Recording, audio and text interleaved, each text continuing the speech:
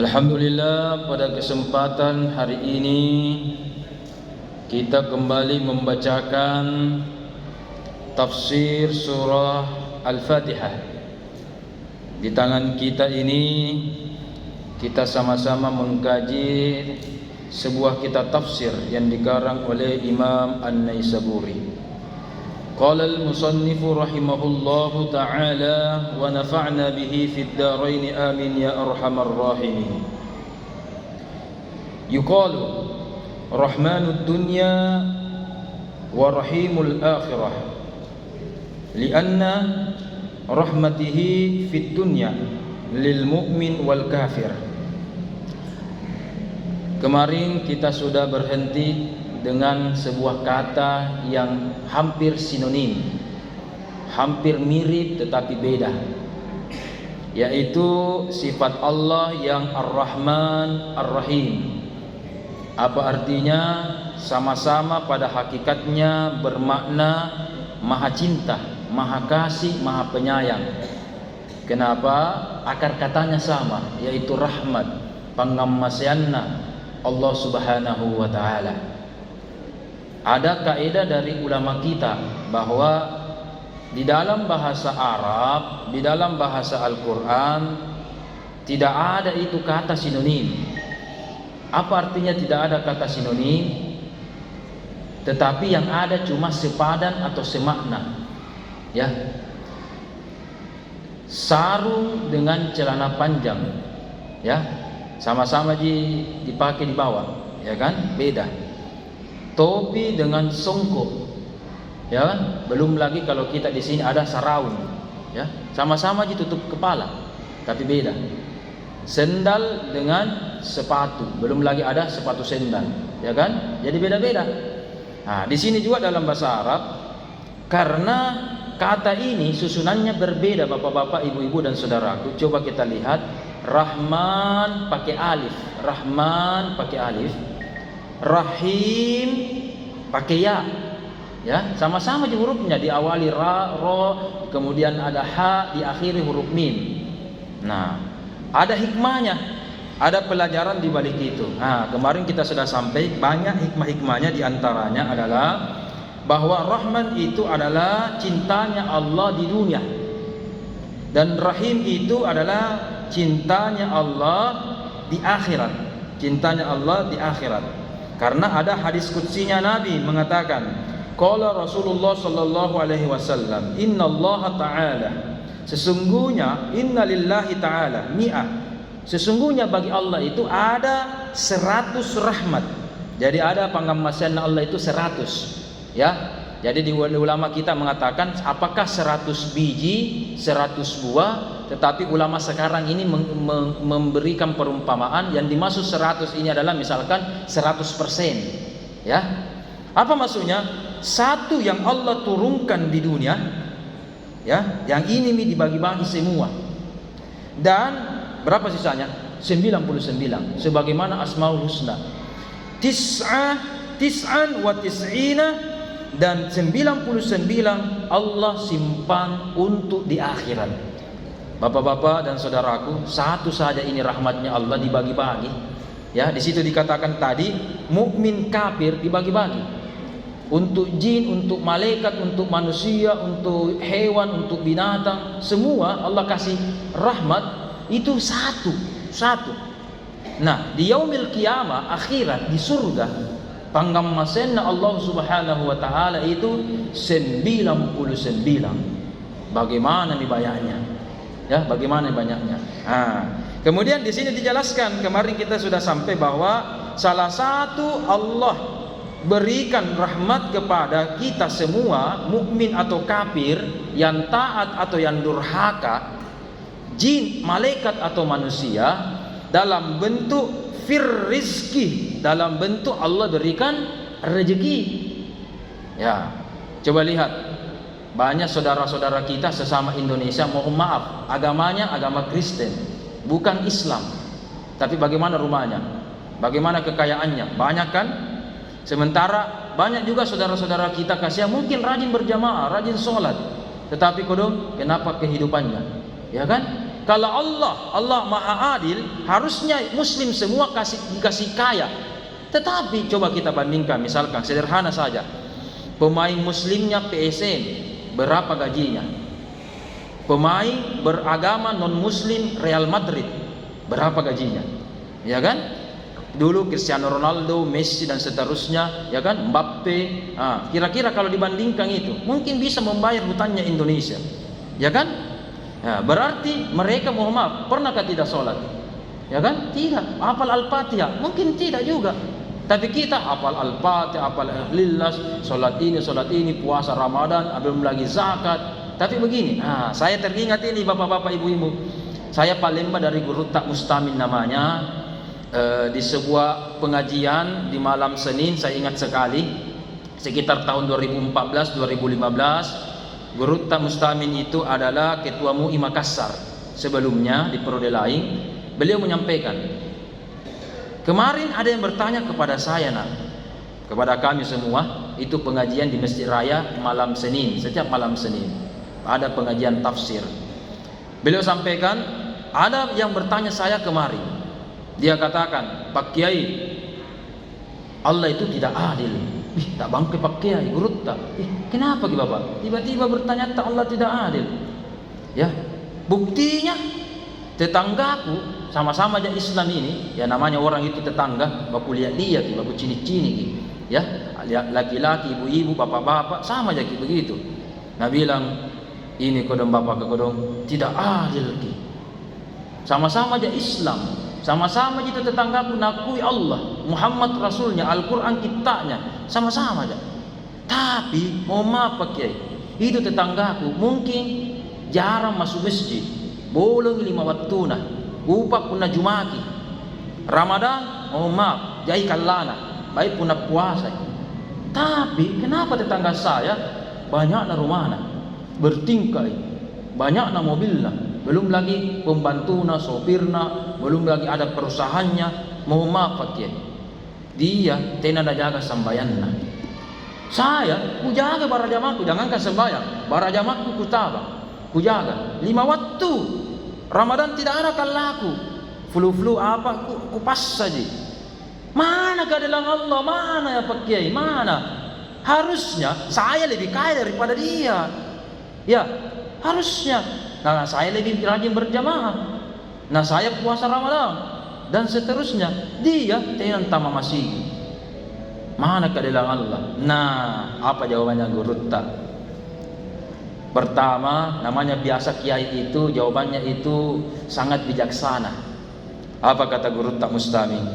Terima kasih Bapak, alhamdulillah rajin kesembahyang. Terima kasih. Itu adalah pujian dan penghargaan sebesar-besarnya itu. Karena tidak semua orang rajin sholat. Ya, banyak KTP Islam di Indonesia, tidak semua kan. Apalagi bisa menjaga berjamaahnya, bisa puasa Ramadan. Alhamdulillah, terima kasih Bapak. Tapi apa jawabannya Pak Kiai? Mohon maaf, tidak ada hubungannya sambayanta dengan daletta. Tak kajanna gitu bapak-bapak kan? Tidak ada hubungannya Pak Kiai. Iya, tidak ada hubungannya. Yang saya maksud tidak ada hubungannya adalah tidak ada hubungan langsung, mohon maaf, antara puasa ibadata sambayanta dengan dalil. Tidak ada hubungan langsung. Masuna begini. Kita haus, kemudian ada orang minum. Ya, apa yang terjadi? Langsung hilang hausnya. Ya, namanya palum. Jadi bapak-bapak, ibu-ibu mungkin ini jarang didengar ya. Kalau lawannya kenyang, lapar lawannya kenyang. Kalau haus, kalau tidak haus kayak apa bahasa Indonesianya? Bahasa Indonesianya itu artinya palum ya. Mungkin jarang disebut. Palum itu berarti tidak haus. Kalau kita cipuru makan, apa yang terjadi? Langsung kenyang kan? Oke, itu kan hubungan langsung.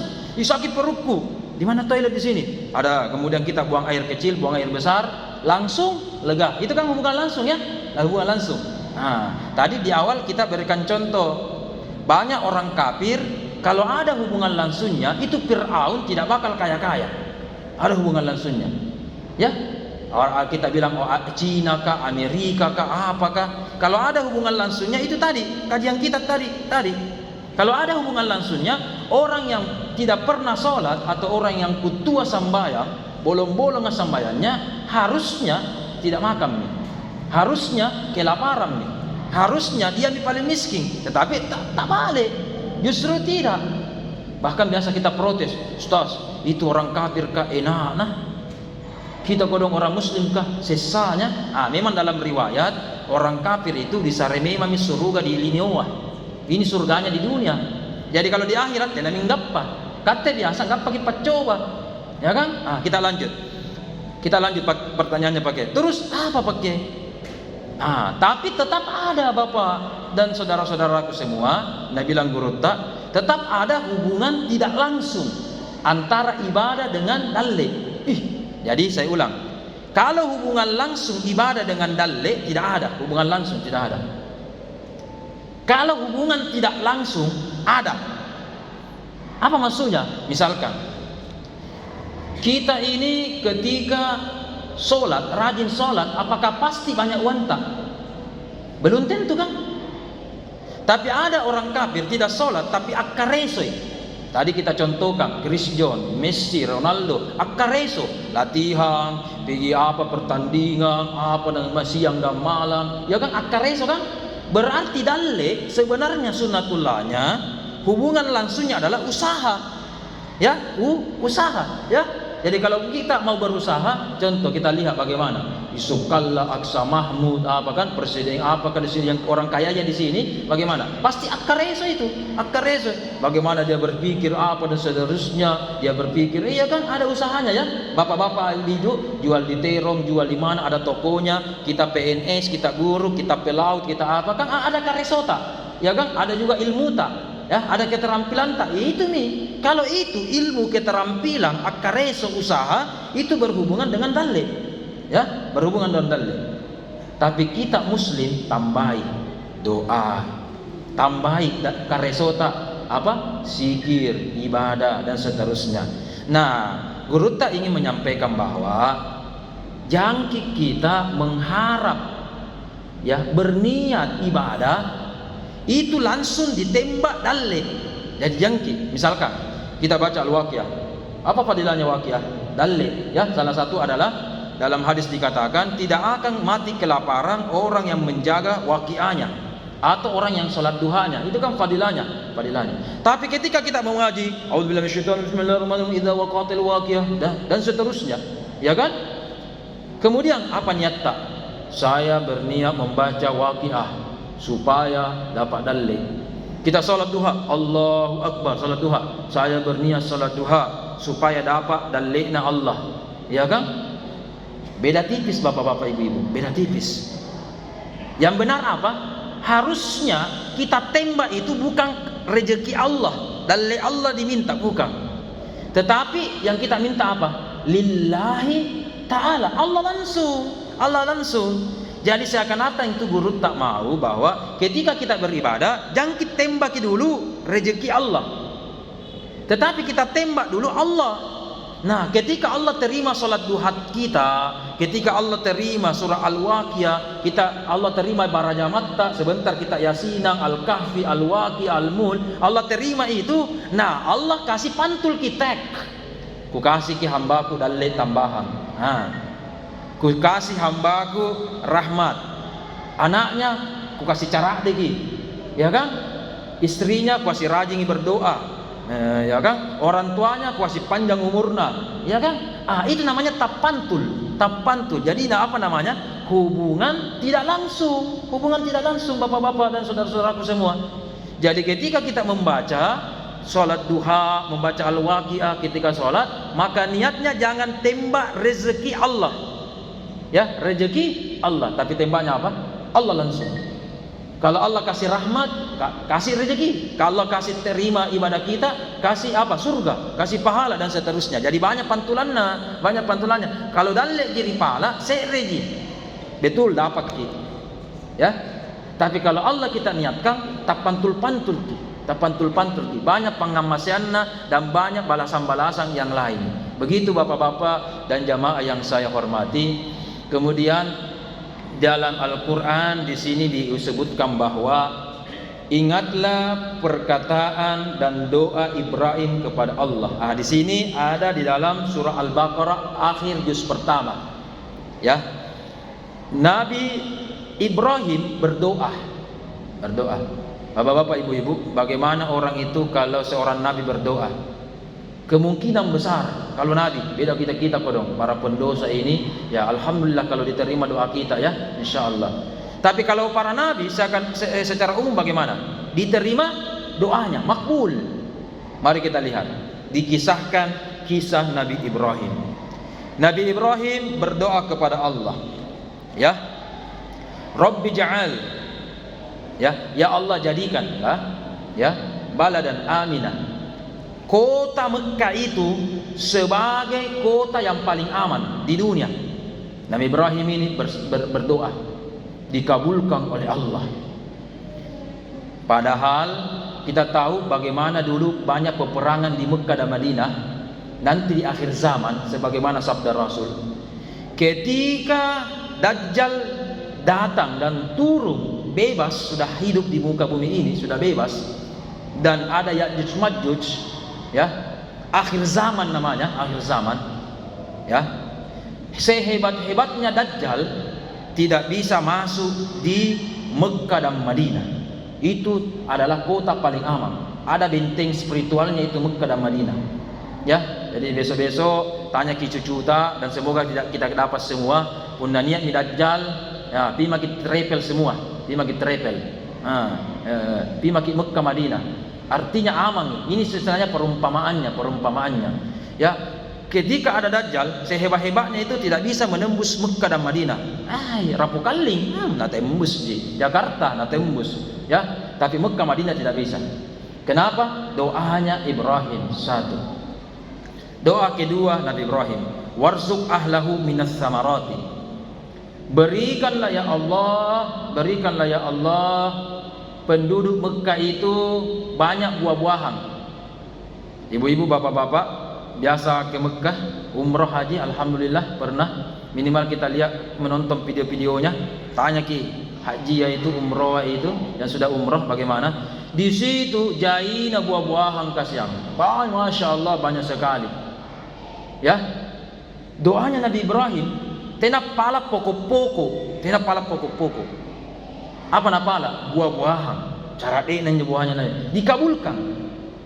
Beda kalau Indonesia, kita lihat stroberi, ada kan stroberi di Malang. Kita lihat pohon pisang di sini, banyak kan pohon pisang, banyak juga di pasar. Ya, di pasar ada mangga, memang ada pokok taipa, ya kan? Belum lagi durian, langsa, ada memang pokok narin, ada memang pohon memang di sini.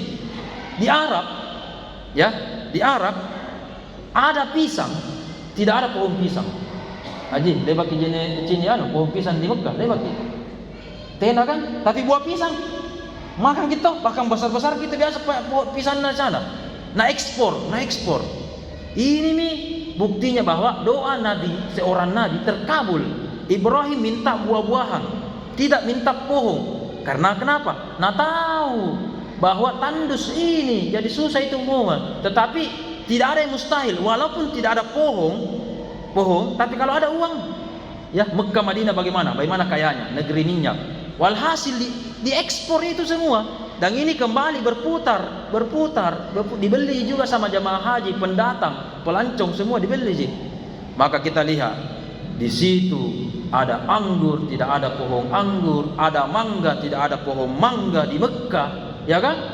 Kurma saja, ya kan? Jarang itu ada kurma di Mekah, di Madinah banyak. Makanya kalau kita secara di kebun kurma itu daerah Madinah sekitarnya. Di Mekah, iya kan? Jarang sekali ada pokok-pokok pambangi. Tapi doanya Nabi Ibrahim apa?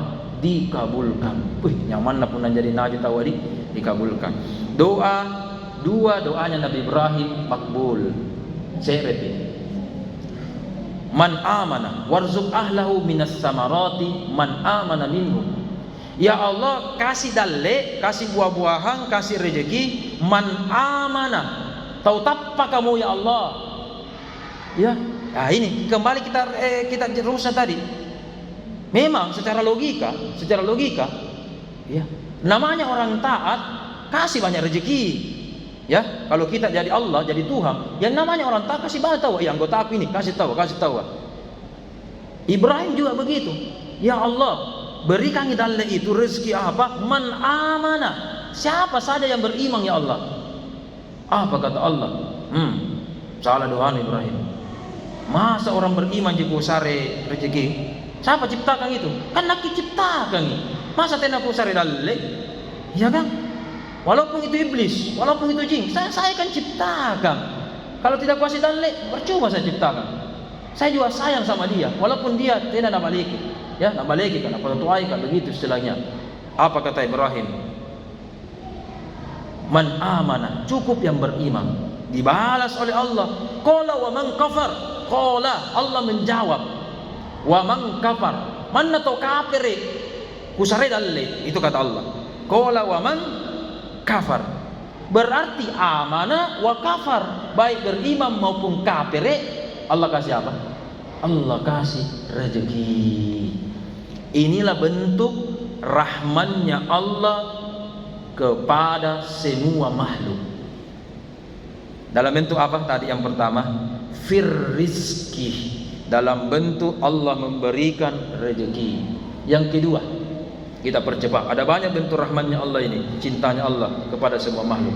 Yang pertama adalah di dalam taubat.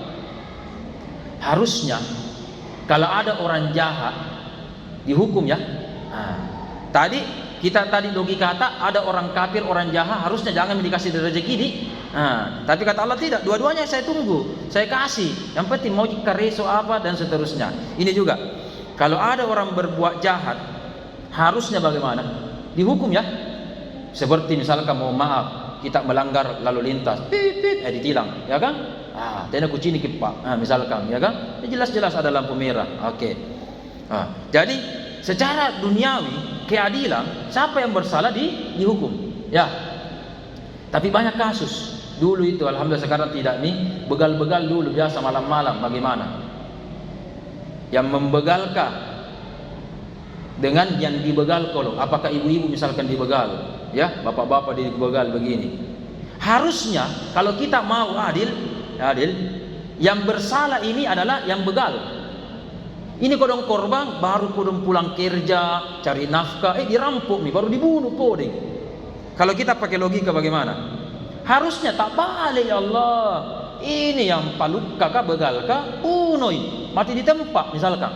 Ini kodong kasih selamat ki. Kalau kita mau pakai logika. Tetapi apa?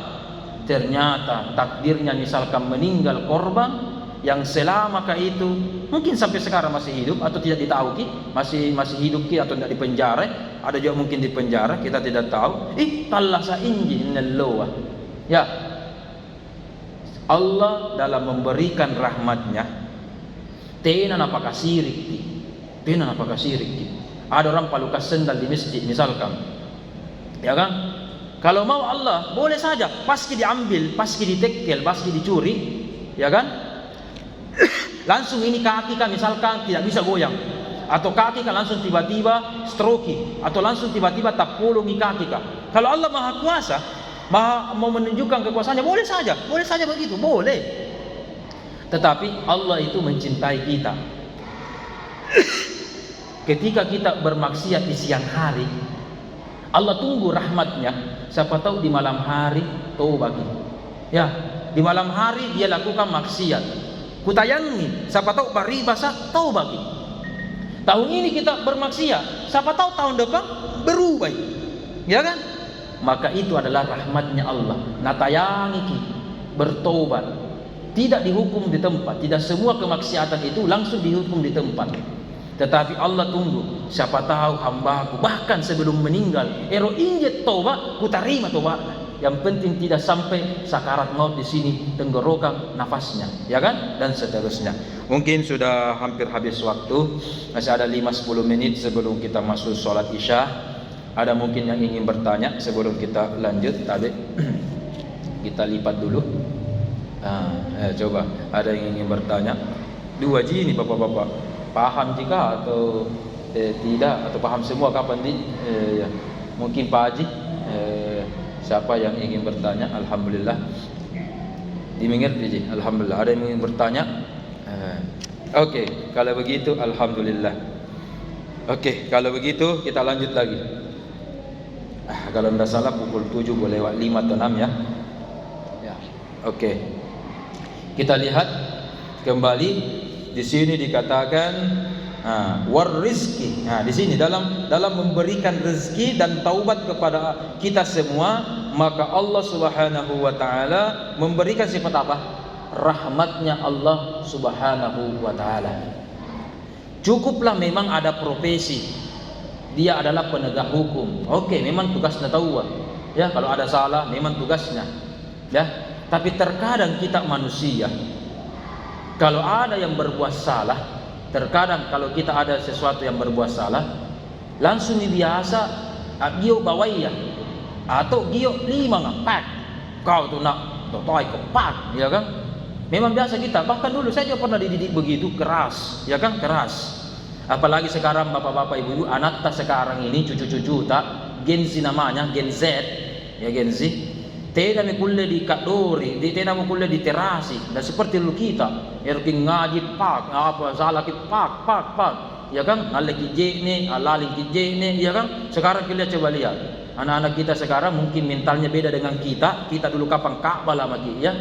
Nah, makanya ketika misalkan ada sesuatu yang kita lihat, jangan dulu langsung memponis bahwa ini adalah sesuatu yang jahat, sesuatu yang tidak baik, ya. Sebelum kita cari tahu dulu apa permasalahannya. Saya berikan contoh, ini kisah nyata. Ada, kalau tidak salah, orang Surabaya, seorang ayah memiliki kurang lebih 3 anak, putra laki-laki semua, dan istrinya ini dirawat di Jakarta. Ini kisah nyata ini. Kurang lebih kotanya itu yang saya sebutkan. Kemudian hampir setiap minggu sang suami menjenguk istrinya yang sementara sakit. Suatu ketika dia sudah mendapatkan berita duka bahwa mohon maaf istri Anda sudah, istilahnya kita mau terang nih, innalillah. Maka nabawa anaknya. Dia tidak tanya anaknya bahwa meninggal ni mama. Bayangkan kalau anak laki-laki, 3 anak laki-laki baru mamanya meninggal, pasti ini anak ini kena mental. Bagaimana sedihnya? Nah, rahasiakan. Ayo kita kunjungi mama, ya kan? Ayo gembira nih anaknya. Nah, naik kereta jauh itu, Surabaya dengan Jakarta itu berapa jam? Jauh. Ngirang igolo, bawa ki bola, bawa ki main-mainan, ya kan? Ini sang ayah, naliaki ni anak-anak yang 3 orang main-main, gegeri, penumpang yang lain emosi. Apa nih bapaknya nih? Iya kan, kita mau istirahat apa? Jauh ini perjalanan ini Surabaya ke Jakarta. Tegur saya kan tanya ki, anu, kalau tidak aneh, mengganggu ya, nata apa ki anuna apa, gegeri na sarana cali-cali nih, amarran ya, dan seterusnya. Apa nak bilang bapaknya? Sini ki dulu semua, sini ki. Anaknya jauh main-main di sana, yang dikasih dengar anakku dong. Saya ini berapa bulan PP, ya, sama anakku. Tadi pagi dapat berterbuka. Izinkan saya dong. Ya, izinkan saya. Saya mau lihat senyum terakhirnya 3 orang putra saya ini. Kenapa? Kalau sampai di Jakarta, nah lihat nih jenazahnya, mayatnya, mamanya. Biar ku belikan mainan 10, tidak mau main bola, tidak mau main robo-robo. Ya, angaruk.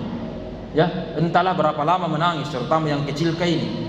Ya, makanya ku nikmati sekarang ini, ya, senyum-senyumnya, main-mainannya, gembira riannya anakku.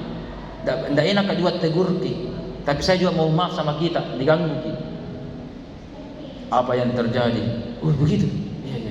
Itu penumpang Landai, ayo kita main-main sama-sama. Nah aja kita langsung main-main anak-anak kan. Iya kan? Nah kama sentong iko dong, nama kasih. Oh begitu paling. Oh iya. Ini pentingnya apa? Dalam mencari dan merumuskan sebuah masalah, terkadang apa yang nampak belum tentu itu mata mengetahui kebenaran, belum tentu. Belum tentu, ya. Oke. Belum tentu mata itu mengetahui kebenaran. Makanya kita penting namanya kajian. Kita tahu apa alasannya orang ini begini. Ya, kenapa alasannya begini, alasannya begini dan seterusnya. Oleh karena itu Bapak-bapak, Ibu-ibu, kita mempelajari Al-Qur'an ini, kita sudah tahu apa alasannya, kenapa Allah menyebutkan Ar-Rahman Ar-Rahim itu. Bahkan kata Rahman Rahim ini terulang juga di ayat yang lainnya, ya. Kalau menurut versi yang menganggap basmalah adalah ayat. Kemudian sebelum kita tutup, kesimpulan yang kedua Bapak-bapak, Ibu-ibu yang saya hormati, bahwa Al-Fatihah itu adalah sesuatu yang memiliki manfaat yang sangat banyak.